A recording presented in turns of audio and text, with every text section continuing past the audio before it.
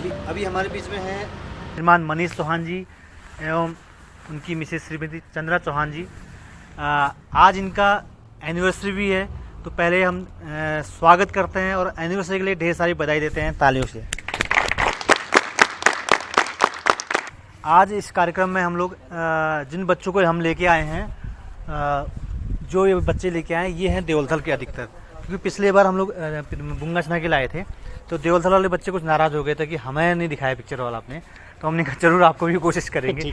तो फिर अब यहाँ के बच्चों को भी हमने कहा आपको भी जरूर पिक्चर हॉल दिखाएंगे। और इनमें से अधिकांश बच्चे ऐसे हैं जिन्होंने पिक्चर हॉल देखा ही नहीं है।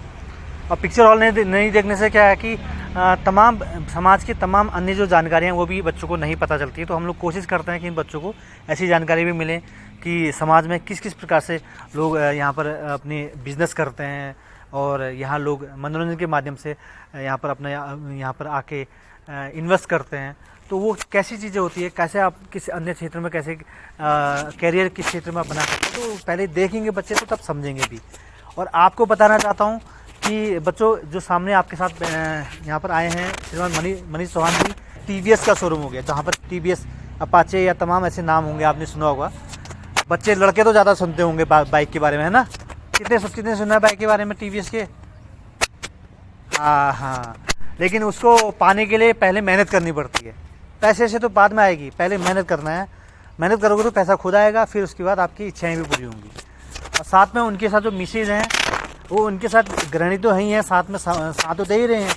उसके अलावा वो जो डिस्ट्रिक्ट हॉस्पिटल है वहाँ पर अभी सेवा भी देते हैं। तो वहाँ पर भी मैम जॉब में है डिस्ट्रिक्ट हॉस्पिटल में। तो ये इनके माध्यम से हमें जानकारी कई मिलती है जो भी हमसे हो पाता है। और हम लोग मिल के अभी रिसेंटली एक बच्चा जो यहाँ पर पढ़ता था पिथौरागढ़ में, नेपाल का था निवासी, और एक देव सिंह पार्किंग है, देखा है किसी ने? पार्किंग देखिए ना, उस टॉप पार्किंग से तुम्हारे जैसा छोटा बच्चा गिर गया था। तो सबसे पहले उसमें जो आदमी क्या होता है ना, सही टाइम पर अगर मदद मिली तो मदद भी फ़ायदा है, नहीं तो कोई फ़ायदा नहीं। तो सही टाइम पर मदद, जिस टाइम पर मदद मिली चाहिए उस टाइम पर सर वहाँ पर उपस्थित थे, और साथ में बच्चे भी इनके साथ उपस्थित थे। तो अब इनके साथ खुद बच्ची थी, कैसे मैं सपोर्ट करूँ, फिर भी इन्होंने प्रयास किया बच्चे को तुरंत पकड़ के एडमिट करना, और साथ में खुद की बच्ची भी है, वो छोटी बच्ची है, उसको भी परेशानी नहीं हो, दोनों चीज़ मैनेज करके उस बच्चे की ज़िंदगी बचाने में अहम योगदान दिया। और उसके बाद तुरंत जहाँ पर हॉस्पिटल पहुँचाना था, क्योंकि सबसे पहली प्राथमिकता है ना, आपके पास जेब में पैसा हो ना हो कोई महत्वपूर्ण नहीं है। सबसे महत्वपूर्ण है आप पहले हॉस्पिटल पहुँचा दो, फिर होते रहेगा जो भी होगा। आपके साथ भी कभी ऐसी कोई हादसा होता है तो आपका तुरंत उद्देश्य होना चाहिए किसी को भी तुरंत हॉस्पिटल पहुँचा दें, या फिर जो भी ऐसे जानकार लोग हैं वहाँ तक बात पहुँचा दें कि भाई ऐसी समस्या होगी, इसका समाधान कीजिए। तो ये चीज़ जैसे उन्होंने वहाँ पहुँचाया, वहाँ पहुँचाने के बाद फिर ये शायद बरेली में उनका इलाज चला, उसके बाद इन्होंने हमें बताया, फिर जो भी तमाम क्राउड फंड से जो भी सपोर्ट हुआ उसके बाद आज वो जिंदा है बच्चा और स्वस्थ भी है। और धीरे धीरे रिकवर होगा, टाइम लगेगा उसमें रिकवर होने में। तो आप इस प्रकार से कई ऐसे कार्य कर रहे हैं जो शायद दिखते नहीं है सोशल मीडिया में, लेकिन पीठ पीछे कर रहे हैं, उससे फ़ायदा मिलता कुछ नहीं है, लेकिन जो आत्मसंतुष्टि है आने वाले समय में जो हमें लगता है कि कुछ मिलेगा आपको कुछ नहीं, लेकिन मिलेगा क्या? ऊपर वाले की दुआएं, जिससे कि हम शांति से जीवन जी सकें और मानवता का एक जो श्रेष्ठ पार्ट है उसको भी समझ सकें। तो आपका दिल से धन्यवाद, और नेक कार्य के लिए जोरदार तालियां बजाइएगा प्लीज़। अब मैं निवेदन करूंगा श्रीमान मनीष चौहान जी से कि कृपया आप भी बच्चों को मार्गदर्शन दीजिए, ताकि इन बच्चों को भी इस मानव जीवन के अलावा तमाम अन्य क्षेत्र में भी कैसे आगे बढ़ सकते हैं। बहुत बहुत धन्यवाद। तो बच्चों, मैं आपसे यही कहना चाहूँगा कि आप में से पिक्चर हॉल अभी कोई भी नहीं आया, या कोई आया है इनमें से? जो आए हैं वो हाथ खड़ा कर लें। कोई आया है?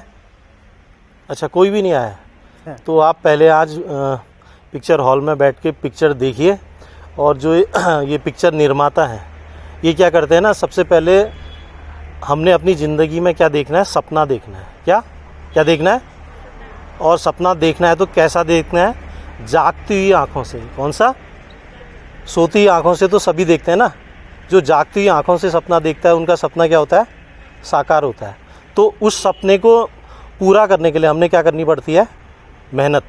जब आप सपना ही नहीं देखोगे, कल जैसे कोई आदमी मकान बनाता है ना, तो क्या करता है कि अगर वो मकान का सपना ही नहीं देखेगा मैंने बनाना है, तो उसमें डिजाइनिंग कैसे डालेगा? पता चलेगा इस बात का? नहीं चलेगा ना। जब वो सपना देखेगा कि मैंने ऐसा काम करना है, इसमें ऐसा डिजाइन डालना है, तभी तो साकार होगा ना। तो इसलिए आपने अपनी ज़िंदगी में से आज नियम बनाना है। क्या? एक चीज़ ठान लेनी है कि मैंने ये काम करना ही करना है। अगर आप उस लक्ष्य को लेके चलोगे तो क्या होगा कि एक दिन टाइम लगेगा, देरी होगी। अगर आपके मन में उसको ठानने की एकदम वो है, दृढ़ संकल्प है, तो क्या होगा, एक ना एक दिन ज़रूर पूरा होगा। इसलिए जागती हुई आंखों से सपने देखो। इतना ही कहना चाहूँगा मैं। बहुत बहुत धन्यवाद। कहने का अर्थ है कि जैसे आपने मुझसे कोशिश करी ना कि कैसे भी सर हमें कहाँ दिखा दो, क्या दिखा दो कहा आपने? सिनेमा हॉल दिखा दोगा ना।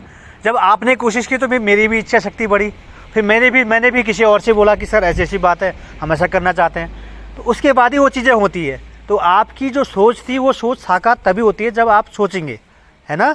तो सर का भी यही कहना है कि जब तक आप सोचेंगे नहीं तब तक वो चीज़ होगी ही नहीं। आप बड़ा तभी बन सकते हैं जब आपने बड़ा ही सोचना पड़ेगा।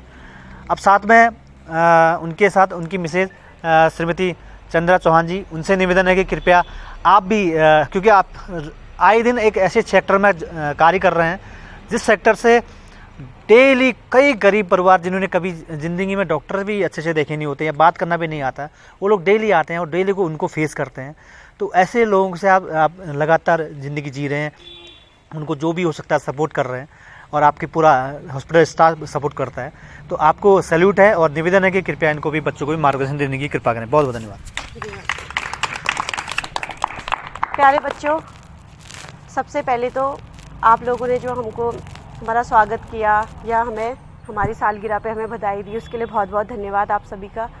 तो सबसे पहले तो मैं बात करना चाहूँगी, जैसे आप लोग हैं, आप लोगों का एज ग्रुप क्या है? सब टीनेजर है ना? टीन एज के बच्चे हैं। तो इस एज में बच्चों सबसे ज़्यादा क्या प्रॉब्लम फेस कर रहे हैं आजकल बच्चे? कोई बता सकता है? कोई बता सकता है कि इसमें अभी क्या प्रॉब्लम आ रही है? अभी जो बच्चे हैं हमारे पास भी आते हैं, हॉस्पिटल में भी आते हैं, सबसे ज़्यादा परेशानी बच्चों को क्या हो रही है ना, मानसिक परेशानी हो रही है बच्चों। ये केसेस सबसे ज़्यादा देखने को मिल रहे हैं। बच्चों को पता ही नहीं है मानसिक परेशानी का कारण क्या हो रहा है उन्हें। मोस्टली बच्चे किस में जा रहे हैं? नशे की तरफ। किसकी तरफ जा रहे हैं? तो आप लोगों को नशे से दूर रहना है। पहाड़ी क्षेत्र में सबसे ज़्यादा नशे के केसेस आ रहे हैं, ठीक है। अब आपके डिस्ट्रिक्ट हॉस्पिटल में मेंटल हेल्थ क्लिनिक भी चलने लग गया है, तो सबसे ज़्यादा केसेस जो नशे के आ रहे हैं। तो मैं आपसे यही रिक्वेस्ट करूँगी कि आप लोग नशे से दूर रहिए। नशे का इस्तेमाल करना बहुत हानिकारक है। इससे कई मानसिक और शारीरिक नुकसान तो है ही, सामाजिक नुकसान भी है। क्या हो रहा है आजकल बच्चे जैसे टीन एज में आ रहे हैं अपने दोस्तों के साथ, या परिवार का माहौल उन्हें बचपन से ऐसा देखा है तो उसकी वजह से वो नशे की तरफ जा रहे हैं। हो रहा है ना, किसी ने फोर्स किया, दोस्तों ने फोर्स किया तो हम नशा स्टार्ट करने लग जाते हैं, चाहे बीड़ी सिगरेट हो, अल्कोहल हो या कोई ड्रग्स। सबसे ज़्यादा अभी पिथौरागढ़ में स्मैक चल रहा है, अभी के एज के बच्चे आ रहे हैं। तो इस चीज़ से आपको दूर रहना है। अब जो बच्चे आ रहे हैं ना बच्चों, उनमें क्या लक्षण आ रहे हैं आप सुनोगे तो आप हैरान हो जाओगे। उनको भ्रम होने लगे हैं। भ्रम कैसे? वो कहते हैं कि हमें चीज़ें दिखाई दे रही हैं, वो हमसे बात कर रहा है, कानों में आवाज़ें आ रही हैं जो औरों के कानों में नहीं आ रही हैं, ऐसी आवाज़ें आ रही है, कुछ बज रहा है या ढोल बज रहे हैं या इस चीज़ की ट्रैफिक की आवाज़ आ रही है या कोई चिल्ला रहा है, कोई रो रहा है, इस तरीके से भ्रम आने लगे। और धीरे धीरे उनकी स्थिति ऐसी हो गई है कि अब वो बच्चे ऐसे केसेस में खुद को भी भूल चुके हैं कि मेरा नाम क्या है। तो ऐसी कंडीशन में उनके परिवार वाले इतने परेशान हैं, इतने दुखी हैं, यहाँ पर अभी उतनी प्रॉपर फैसिलिटी नहीं है। तो मेरा आपसे हम्बल रिक्वेस्ट है कि आप लोग नशे से दूर रहिए, ठीक है, और स्वस्थ रहिए। अगर आप स्वस्थ रहेंगे, आपका शरीर स्वस्थ रहेगा, तो कहते हैं ना कहावत है, स्वस्थ शरीर में ही स्वस्थ मस्तिष्क निवास करता है। अगर आप शारीरिक रूप से स्वस्थ रहेंगे तो मानसिक रूप से भी स्वस्थ रहेंगे। मानसिक रूप से स्वस्थ रहेंगे तो क्या रहेगा फिर उसके बाद? आपका दृढ़ संकल्प जो सर ने बताया था वो पूरा करने में आप अपना पूरा कंसंट्रेट कर पाओगे, फोकस कर पाओगे। क्योंकि इस एज में, ये एज जो है ना बहुत क्रिएटिव एज है। इस एज में क्रिएटिविटी होती है, यानी आप ऐसे आइडिया सोचते हो या ऐसे कल्पना शक्ति बहुत अच्छी होती है। होता है ना, हर कोई बच्चा कुछ ना कुछ सोचता होगा, कुछ ना कुछ एम सबका होगा है सबका कुछ ना कुछ एम। आप फैंटेसी यानी कल्पना में जीते हो, सोचते हो कि अगर मैं बड़ा हो जाऊंगा तो मैं आर्मी मैन बनूंगा या कोई पुलिस मैन बनूंगा या कोई लड़की मैं डॉक्टर बनूंगी। तो कल्पना आपकी कितनी दूर तक जाती है, मैं ऐसा करूँगी, ये करूँगी, ऐसे विचार आते हैं हर किसी के मन में, या कोई सेलिब्रिटी बनना चाहता है, आते हैं ना। तो इस एज में अगर आपने अपना माइंड सही डायरेक्शन में डाइवर्ट कर दिया तो आप वो पक्का अचीव करोगे। इसके लिए आपको क्या करना है, मोबाइल से दूर रहना है। मोबाइल एडिक्शन बहुत ज़्यादा है, ठीक है। घर में आजकल हर किसी के होता है फ़ोन, है ना, सबके घर में। तो आपको दूर रहना है, ठीक है। और एक्सरसाइज करनी है रेगुलर, क्योंकि भाई पहाड़ के एरिया के हैं, एक्सरसाइज तो होती रहती है। आजकल आउटडोर एक्टिविटी बिल्कुल नहीं करते हैं बच्चे, करते हैं आउटडोर गेम खेलते हैं, टीवी देखी या मोबाइल देखा, आउटडोर गेम तो कोई नहीं खेलते। आउटडोर गेम खेलो। आउटडोर गेम पता है, फुटबॉल, क्रिकेट, जो बाहर खेल सकते हैं, ठीक है। अंदर बैठ के टीवी मोबाइल नहीं देखना है, ठीक। ये चीज़ करिए तो आप फिजिकली भी हेल्थी होंगे, मेंटली भी हेल्दी होंगे, और सोशली भी। समाज के प्रति भी तो जिम्मेदारियां है ना हमारी, अपने समाज को भी तो आगे बढ़ाना है ना। अपने लिए तो हर कोई जीता है, समाज को भी तो लेके चलना है, समाज के दायित्व को भी तो पूरा करना है। हम नहीं करेंगे तो कौन करेगा। तो आप लोग क्या है, हमारा भविष्य है। अगर आप लोगों का स्वास्थ्य सही होगा, आपकी मेंटल हेल्थ सही रहेगी, तो हमारा फ्यूचर भी सिक्योर होगा। Thank you. बहुत बहुत धन्यवाद। अभी जैसे मैम ने नशे के बारे में बोला, स्मैक करके शायद कुछ बच्चे नहीं भी जानते होंगे, तो थोड़ा पाउडर टाइप का होता है जो सूंघ के नशा करते हैं, और वो ऐसे दुनिया में चले जाते हैं कि उसके बाद वो फिर, जो अभी मैडम ने कहा ना कि वो कभी अचानक से गाड़ी की ट्रैफिक की आवाज़ आ रही है, या फिर कभी बजने की कुछ आवाज़ आ रही है बैंड बाजा की, तो वो फिर एक ऐसी दुनिया में चले जाते हैं, फिर ना वो माँ बाप को जानते हैं, ना किसी परिवार को जानते हैं। ऐसे बहुत सी घटनाएं होती हैं जिससे फिर वो किसी को भी हाथ उठाने में डरते भी नहीं हैं, और वो कौन है, परिवार का बहन है, भाई है, कुछ नहीं देखते।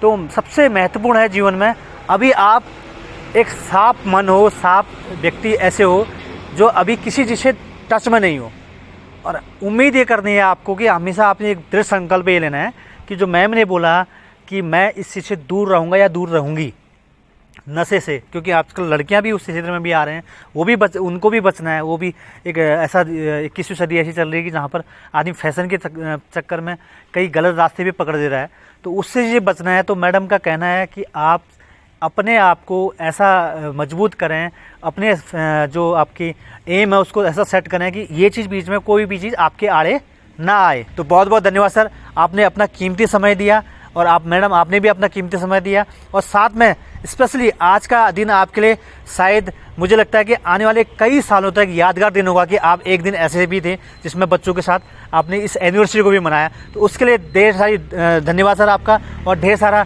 लोगों से, मैं बच्चों से कहूँगा कि अपनी तरफ से दुआएं भी दीजिए कि इनका कि हमेशा ये खुश रहें, सुखी रहें, स्वस्थ रहें। तालियों से स्वागत भी कीजिए। सोसाइटी परिवार की ओर से, बच्चों की ओर से, और तमाम जितने लोग गरीब परिवार की जो भी मदद हो वाली, उन सभी की दुआओं के साथ ये सोसाइटी आपको भेंट कर रही है। उम्मीद करती है कि ये आप एक्सेप्ट करेंगे, और इसके साथ दुआओं के साथ आपको हम लोग ढेर सारी ऊपर वाले से प्रार्थना भी करते हैं कि आप सदा सुखी और स्वस्थ रहें, और इतने स्पेशल दिन के लिए आप यहाँ पर आए, उसके लिए दिल से धन्यवाद।